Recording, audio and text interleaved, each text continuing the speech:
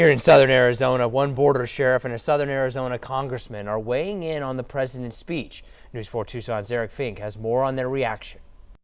In the latest move to end the 29-day-long partial government shutdown, President Donald Trump says in exchange for more than $5 billion to fund a border wall, he offers Democrats in Congress protections for hundreds of thousands of DACA recipients and asylum seekers who fled certain countries to come to the U.S. under temporary protection status. Congressman Raul Grijalva tweeted, "Trump ended DACA, Trump ended TPS, Trump shut down the government. Now he offers a half-baked solution to solve the problem he created without an ounce of sympathy for the federal workers, dreamers, and asylum seekers whose lives he put in limbo. No deal." One Tucson immigration lawyer says this new proposal won't help dreamers. It's just another 3-year promise that can be yanked and done away with at any time. He's now just switching who he's using as pawns. Now his pawns are these DACA recipients again, and also the TPS recipients who are, quite honestly, in danger in their own home countries. Pima County Sheriff Mark Napier praised the president's speech on Facebook, saying, quote, "The president's address this afternoon was the best of his presidency. I agree with and fully support the plan he presented. There will still be more to do with respect to fully securing the border and fixing the immigration system. But we all should recognize this as a positive step forward. I have been at times critical of the president, but this was very well thought out and presented." A short time ago, I called both Senators Kyrsten Sinema and Martha McSally's offices to get their reaction. We have not yet heard back. I'm Eric Fink, News 4 Tucson. A special memorial took place today to honor the lives of firefighters who served and lost their lives protecting the people of Tucson. The event took place at the Tucson Firefighters Memorial, which is just outside of Fire Central in downtown. During the ceremony, firefighters and their families honored those who were lost in 2018. It's important that we remember these firefighters who have died in the line of duty, as well as those firefighters who have served this community. It's important to the families that we're here today to celebrate their lives and their service to this town. Fire officials also rang that special bell in honor of every name. The death toll is mounting tonight in Mexico after a massive gas pipeline explosion. Authorities say thieves punctured that pipeline as parts of the country remain in the grip of gas shortages. Sarah Harmon has the story. A massive fireball fills the night sky, sending flames and smoke soaring. The blast in central Mexico killing at least 66 people.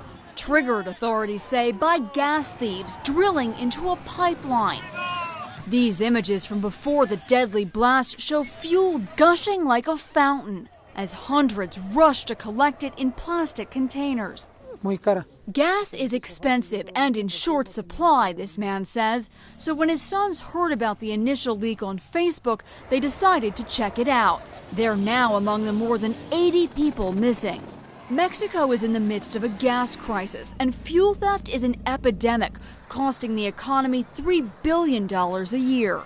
In the first 10 months of last year, pipelines were tapped on average 42 times a day. As Mexico's government cracks down on fuel theft, this small town is cleaning up a nightmare.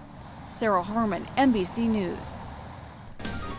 It was a beautiful day today in southern Arizona. Here's a view from downtown looking north, and temperatures are still in the 50s. 51 degrees is the temperature at the airport, and winds are out of the south at 6 miles per hour. Now we can see a few wispy cirrus clouds moved across our area over the last few hours, but we're going to remain dry over the next several days. Here's why. We have high pressure located near the Southern California coast. This high pressure is going to edge its way into our area. It's going to build up and it's going to warm us up. So here are 3 things to know. Dry conditions this week, but highs will be well above normal for January standard, about 6 to 8 degrees above the normal. That will be short-lived, however. We're going to see breezy and cooler conditions early next week, and I'll have all those details coming up in our full forecast. Nick, Aaliyah.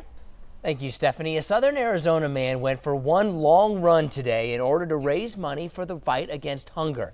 Dan Heston spent 12 hours running around the track at Mountain View High School. In all, he ran more than 60 miles and raised more than $13,000 for the Community Food Bank of Arizona. His family and friends were there to cheer him on, give him extra energy. This was Heston's 7th run for the Community Food Bank.